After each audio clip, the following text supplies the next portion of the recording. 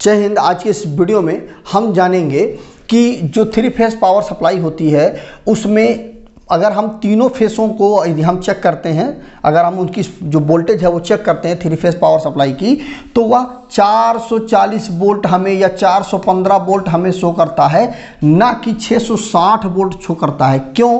क्योंकि जो 3 phase power जो सप्लाई होती है उसमें आर फेस होता है, वाई फेस होता है, बी फेस होता है।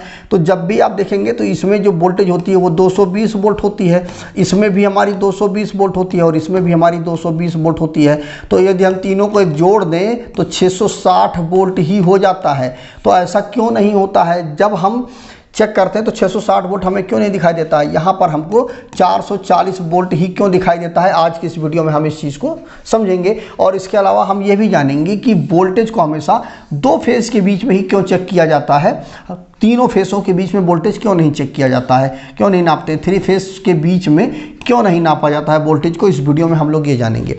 देखिए, इस प्रकार से जो हमारी केबलें होती हैं इस प्रकार से होती है। इसमें 3 कंडक्टर होते हैं। एक हमारा लाल फेस के लिए होता है, रेड होता है, एक हमारा येलो होता है और एक हमारा ब्लू होता है। इसके साथ में एक हमारा ब्लैक होता है। तो ये 4 कोर की ये केबल होती है और 4 कोर में 3 फेस होते हैं और एक न्यूट्रल होता है।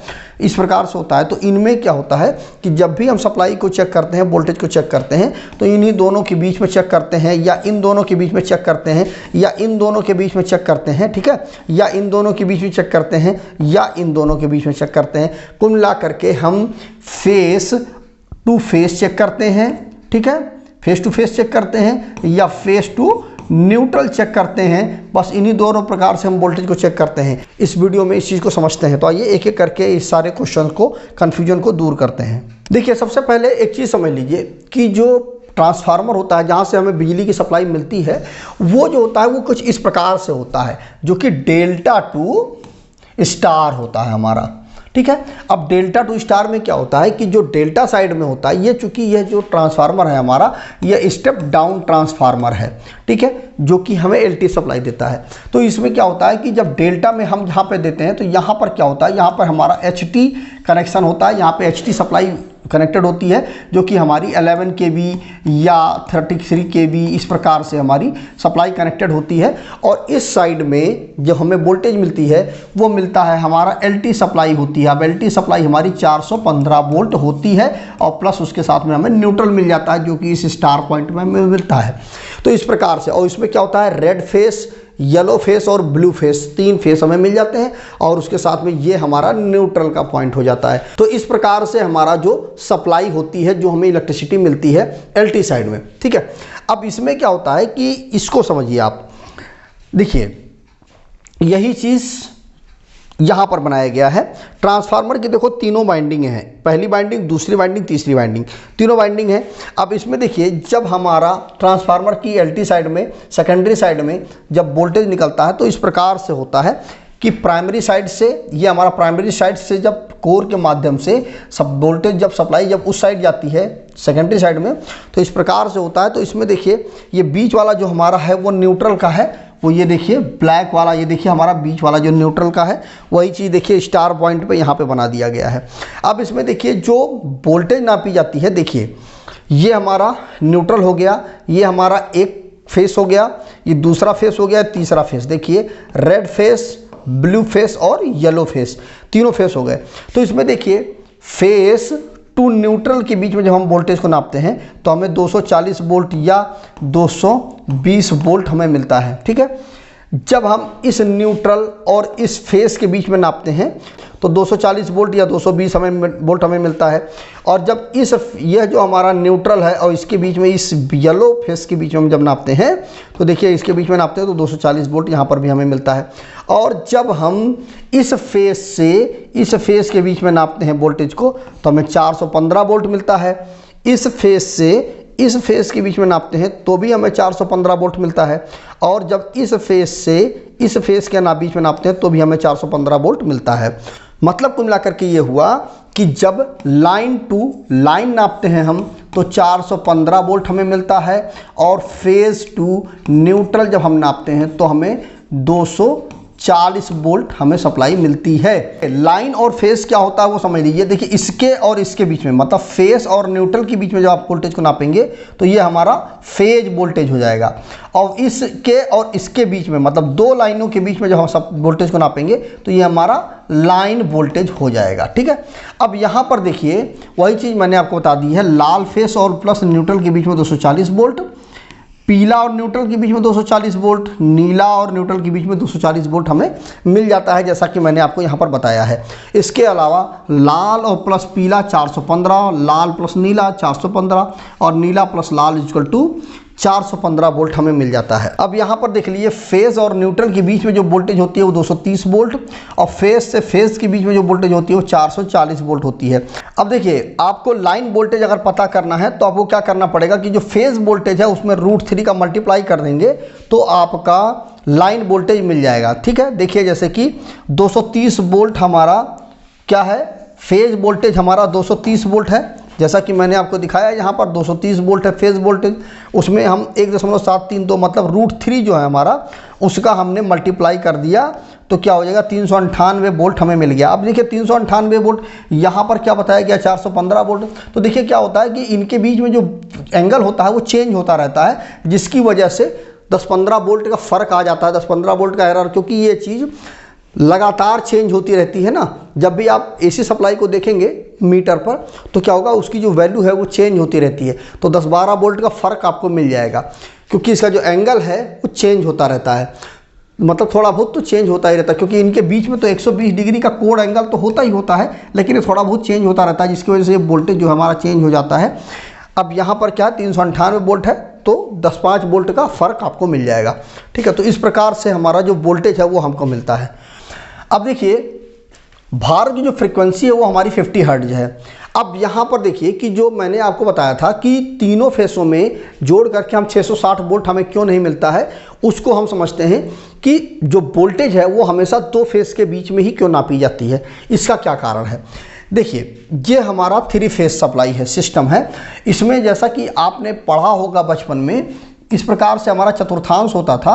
चतुर्थांश में क्या होता था कि ये हमारा प्लस प्लस होता था, ये प्लस माइनस, और ये माइनस प्लस होता था, और ये माइनस माइनस होता था। कि इस वाले में जो वैल्यू आएगी, इस वाले चतुर्थांश में जो वैल्यू आएगी वो पॉजिटिव में होगी, धनात्मक होगी।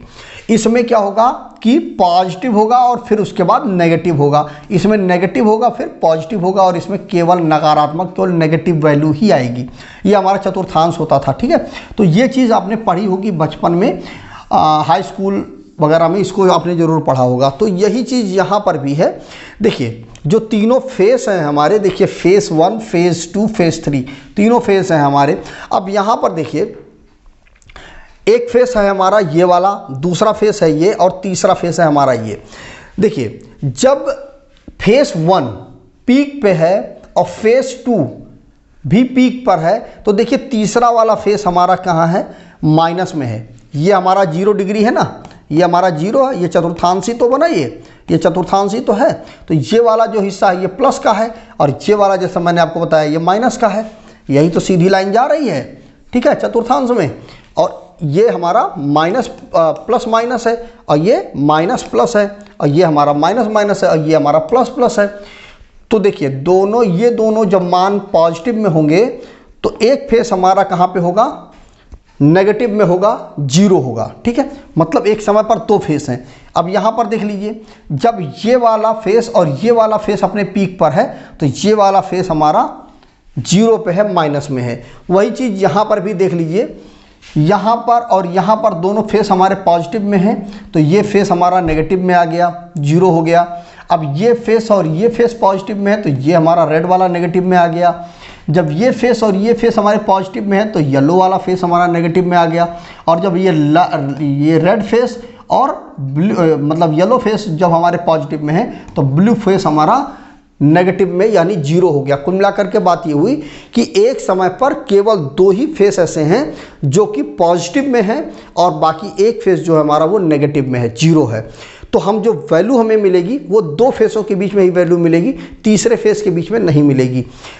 अब ये चूंकि होता क्या है कि ये लगातार चेंज होता रहता है, चूंकि फ्रीक्वेंसी जैसा कि मैंने आपको बताया कि 50 हर्ट्ज है भारत की फ्रीक्वेंसी, तो इस प्रकार से जो हमारी जो फ्रीक्वेंसी वो इस प्रकार से चलती है, ठीक है, इस प्रकार से।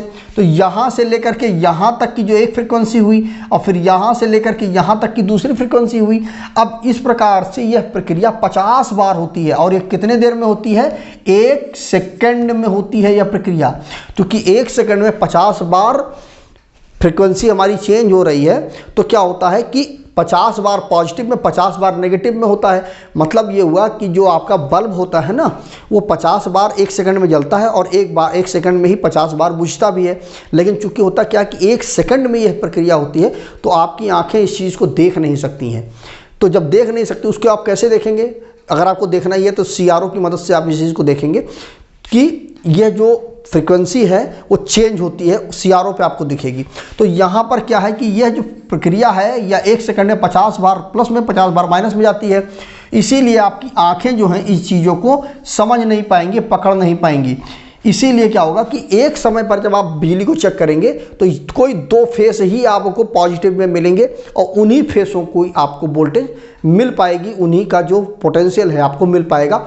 तीसरे वाले का पोटेंशियल आपको नहीं मिलेगा। इसीलिए 2 फेस ही कंट्रोल, मतलब उसमें काउंटिंग में आते हैं, 2 फेस का ही वोल्टेज हमें मिलता है, ठीक है। वही चीज़ मैंने यहाँ पर आपको बताया था। और एक चीज़ खास करके ध्यान और दीजिएगा कि एक फेस से दूसरे फेस के बीच में जो फेस एंगल होता है वो हमारा 120 डिग्री का, हर फेस के बीच में 120 डिग्री का फेस एंगल होता है, ठीक है। और वो क्या होता है कि एक फेस दूसरे फेस से ही पॉजिटिव में रहेगा, तीसरा फेस हमारा नेगेटिव में होगा, 0 होगा।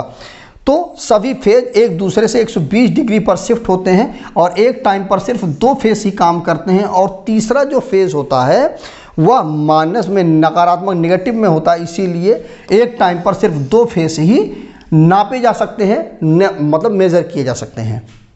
अब इसको एक तरीके से हम और समझ सकते हैं कि अब इसको हम योग की मदद से ही भी समझते हैं कि यह 2 टाइप से हम कर सकते हैं।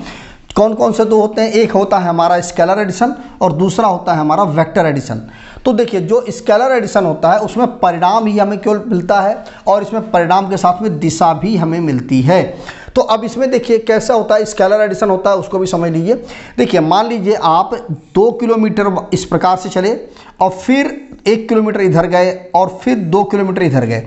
अब इसकी वैल्यू आप निकालेंगे जब आप स्केलर एडिशन में, तो क्या हो जाएगा, ये और ये तीनों जुड़ जाएंगे, मतलब 2 + 1 + 2, ये तीनों जुड़ जाएंगे तो इक्वल टू हो जाएगा 5 किलोमीटर। ये आपकी मतलब जो दूरी है वो आपकी 5 किलोमीटर की दूरी हो गई।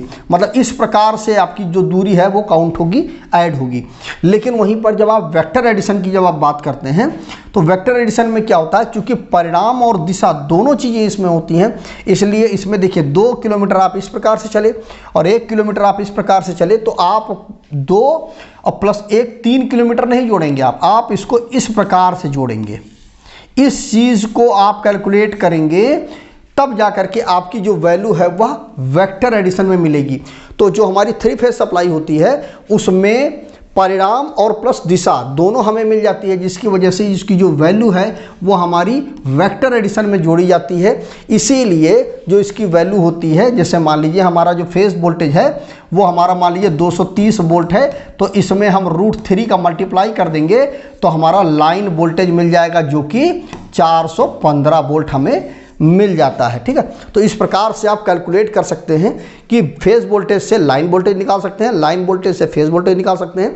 और आपने ये भी समझा कि 2 फेज के बीच में ही क्यों हम वोल्टेज को नापते हैं, मतलब जो हमारी वोल्टेज जो होती है वो 660 वोल्ट ही क्यों नहीं होती है, 415 वोल्ट ही क्यों होती है। उसका कारण जैसा कि मैंने आपको बता दिया कि एक समय पर 2 ही फेज हमारे पॉजिटिव में होते हैं, एक फेस हमारा नेगेटिव में होता है, माइनस होता है, 0 में होता है। इसीलिए हम जो वैल्यू जो कैलकुलेट करते हैं वो हमारा 2 फेस के बीच में ही होता है। और 2 फेस जो हमारा होता है वो क्या होता है कि 415 वोल्ट हो जाता है, 2 फेस हो जाते हैं।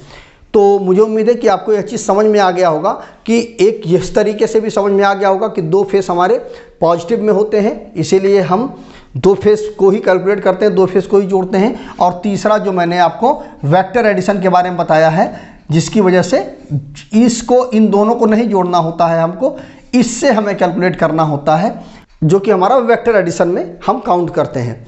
तो मुझे उम्मीद है कि आपको यह पूरा का पूरा कॉन्सेप्ट समझ में आ गया होगा कि जो 3 फेज सप्लाई होती है उसमें हम 415 वोल्ट को ही क्यों काउंट करते हैं, 660 वोल्ट को क्यों नहीं काउंट करते हैं। तो वीडियो अगर अच्छा लगा हो तो वीडियो को लाइक करिएगा, शेयर करिएगा अपने दोस्तों के साथ, जिससे उनको भी इसके विषय में जानकारी मिल पाए। आपको इस वीडियो के दौरान कोई भी कन्फ्यूजन बचा हुआ है तो कमेंट करके ज़रूर पूछिएगा, और यदि आपके मन में कोई और डाउट है, कुछ क्वेश्चंस हैं, तो उनको कमेंट करके ज़रूर पूछिएगा। तो आज वीडियो में बस इतना ही। जय हिंद।